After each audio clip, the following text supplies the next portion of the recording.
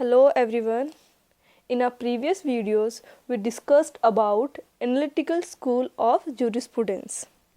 From now, we will discuss the historical school of jurisprudence.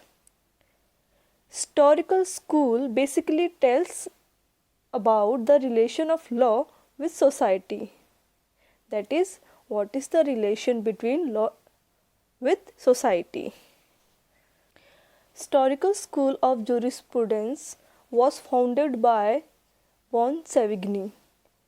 This school strongly believes that law has been generated from a long historical development of the society.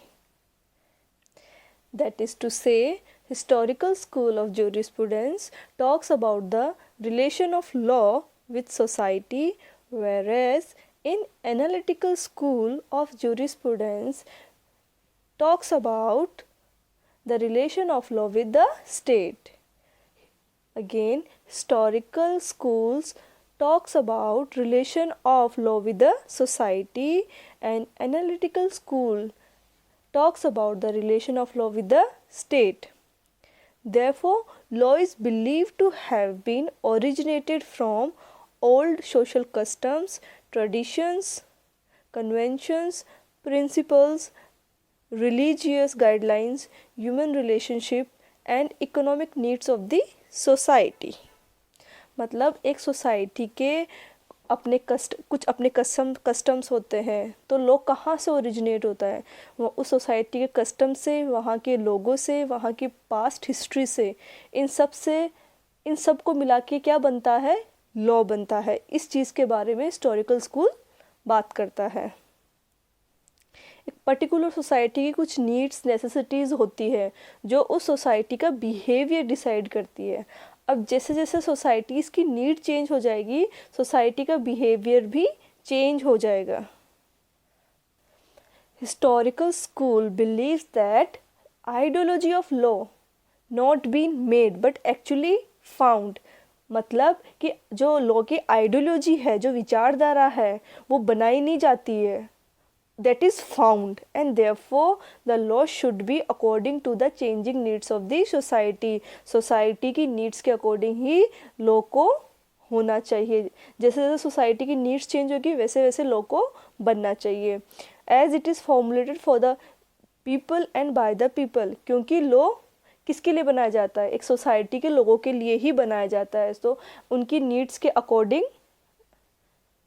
Law को change होना चाहिए. तो अभी इसे हम recent example से समझते हैं कि पहले जो right to access to internet है, ये पहले हमारा फंडामेंटल राइट नहीं था, बट सोसाइटी की नीड्स के अकॉर्डिंग अब इसको हमारा फंडामेंटल राइट बना लिया गया है.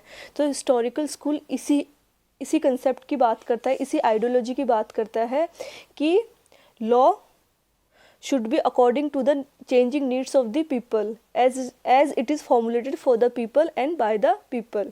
जैसे Fahima Sarin versus State of Kerala का केस था, जिसके अंदर केरला हाई कोर्ट ने जजमेंट दिया कि right to access to internet is fundamental right, और इसे आर्टिकल 21 ऑफ द कॉन्स्टिट्यूशन के राइट टू प्राइवेसी से जोड़ा गया, और राइट टू एजुकेशन से इसे इन दोनों आर्टिकल्स के साथ इसको जोड़ा गया.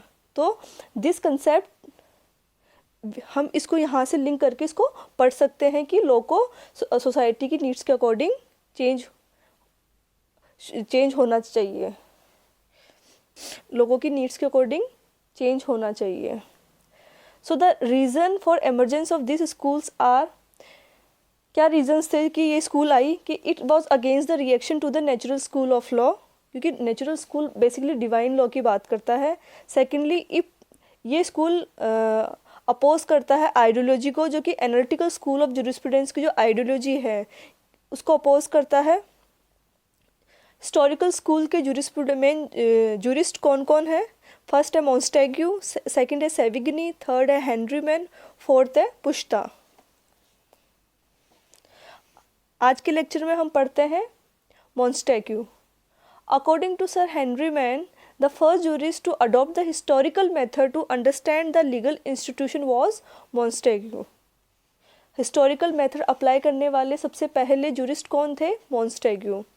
मॉन्टेस्क्यू ने कहा कि नो लॉ इज़ गुड और बैड इन एब्स्ट्रैक्ट, कोई भी लॉ अच्छा या बुरा नहीं है।